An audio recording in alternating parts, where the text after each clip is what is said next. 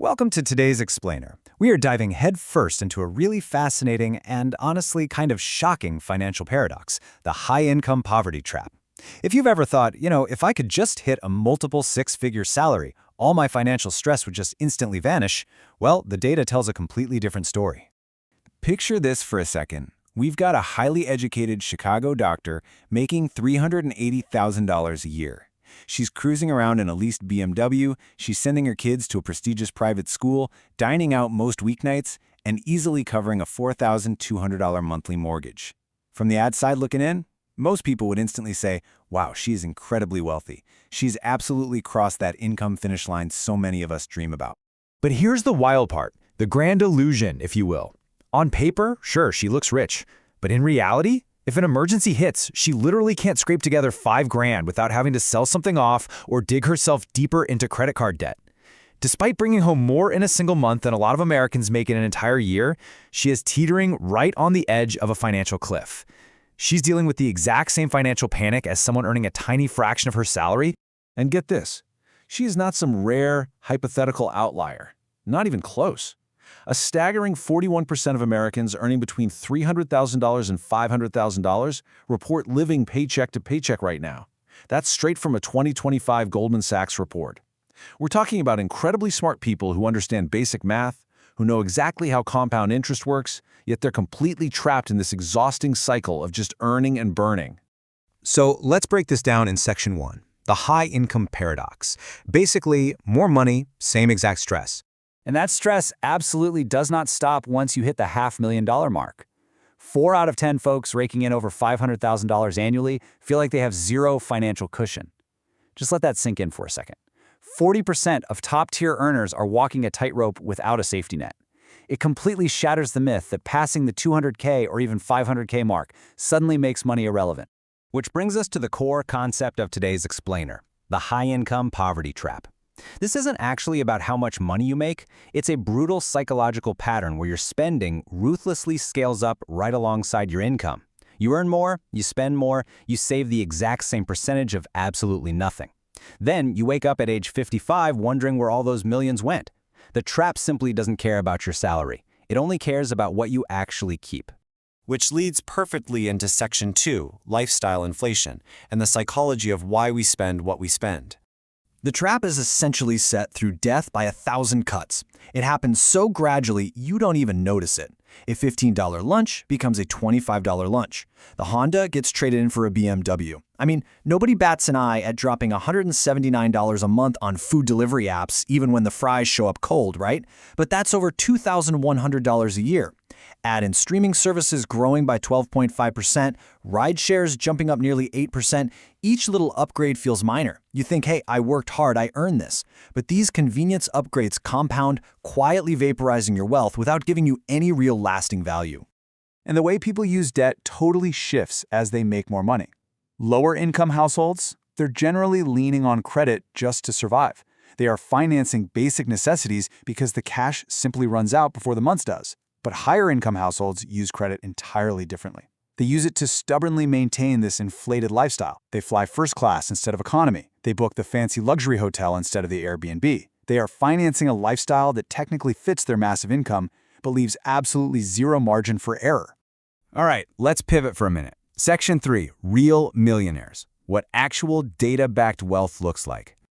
There's this fantastic classic formula from the Millionaire Next Door research to figure out exactly where your net worth should be right now. It is so simple. You just multiply your age by your pre-tax annual income and then divide that by 10. So if you're 50 years old and earning $250,000, your target net worth should be $1.25 million. If you are sitting below that threshold, the data strongly suggests you don't have an income problem, you have a spending problem. Researchers actually divide people into 2 distinct groups here. You've got your PAWs, prodigious accumulators of wealth, and your UAWs, under accumulators of wealth. A $50,000 a year janitor who saves diligently, they can absolutely be a PAW.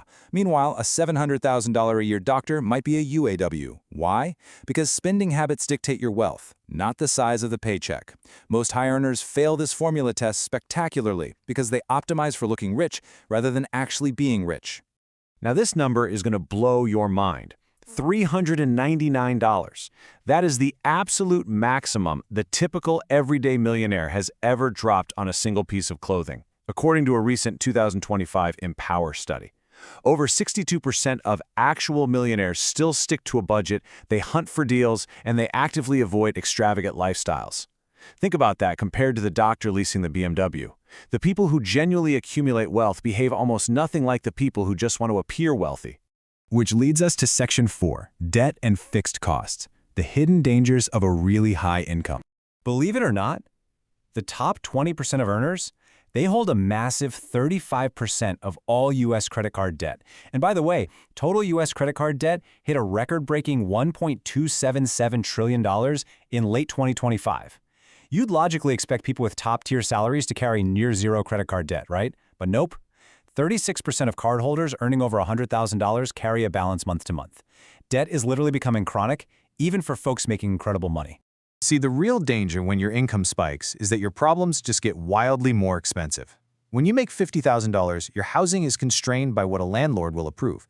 But at $300,000, a bank will gladly approve a massive mortgage. Then you add the private school tuition, the multiple luxury car payments, the country club dues. These aren't just frivolous one-off expenses anymore. They lock you in as rigid fixed costs. And once you're in that deep, pulling your kid out of private school or trading down your car feels like this huge public admission of failure. So, how do we get out of this? Section 5, Escaping the Trap and Building Long-Term Wealth. Let's just look at the raw math of escaping for a second. Say you're bringing in $300,000 a year, and you only save a standard 5%. After 20 years, assuming a decent 7% return, you'll have about $650,000. Not bad. But if you intentionally sock away 30% of that exact same income, you end up with roughly $4 million. That is a $3.35 million difference over 2 decades. The math is not complicated at all. It's changing the behavior that's the tough part. To actually flip the script, you've got to follow a few straightforward steps. First, brutally audit every single recurring expense. Is that subscription, that extra square footage, or that vehicle actually bringing you joy and value, or is it purely for status? Second, automate your investments. Real wealth builders target 15% or more, treating their savings like a non-negotiable fixed bill. And third, you spend only what is left over after saving. Do not try to save what's left after spending, because as we've just seen, there won't be anything left.